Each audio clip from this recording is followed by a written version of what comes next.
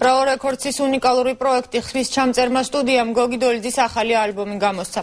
ალბომში დოლიძის 11-მა ჰიტმა ახალი არანჟირებით მოიყარა თავი პროექტის ხელმძღვანელი მუსიკოსი დირიჟორი ზვიად ბოლქვაძეა.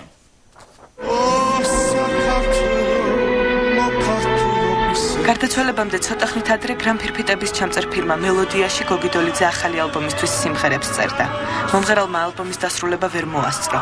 16 წლის შემდეგ ხმის ჩამწერმა სტუდია Bravo Records-მა უნიკალური, ცალკე ტრეკზე ჩაწერილი სიმღერების მოპოვება შეძლო.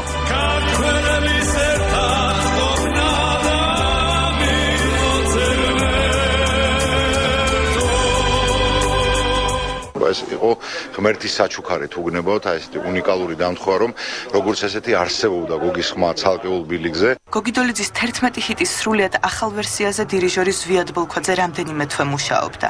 დისკის გამოშვებაში აქტიურად მონაწილეობდა გოგი დოლიძის შვილი ლევან დოლიძე.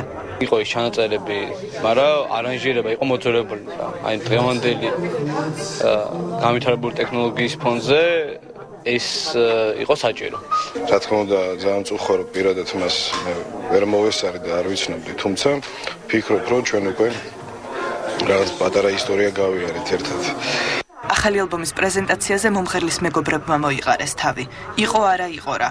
ხმალი ავლესოთ, გავედრო და მოვუყვებით შვილებს. ამ კარგად ნაცნობი სიმღერების ახალ ვერსიას სტუმრები ცრემლით შეხვდნენ. აი ეხლაც რომ წერ სიმღერას, აი ეხლაც გოგისთვის წერ.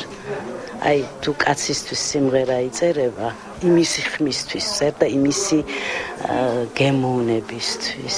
ჩვენ და გოგი ერთი დღითაც კი არ დამშორებულად ერთმანეთს, მიუხედავად იმისა, რომ ქვეყანაზე არის.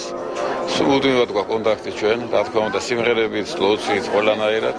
როდესაც სცენაზე დადგები და თავი მომღერალი გონია, მოусმინე გოგის და მიხვდები, რომ არაფერს არ წარმოადგენ. Bravo Records-ის ექსპერიმენტალური პროექტი თბილისის მერიის კულტურული ღონისძიებების ცენტრის მხარდაჭერით და ღვინოთ ძველი თბილისის სპონსორობით განხორციელდა.